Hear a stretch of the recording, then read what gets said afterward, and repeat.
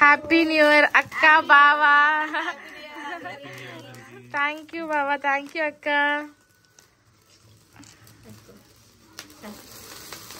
Wow super. పండు పక్కన మంగళ తమ్ముడు పట్టుకో, పక్కడ చేయక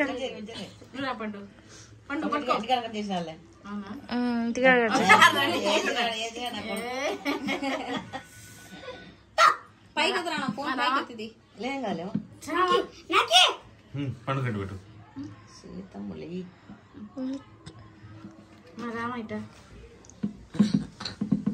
చెప్పు హ్యాపీ న్యూ ఇయర్ అక్క బావా అని చెప్పు.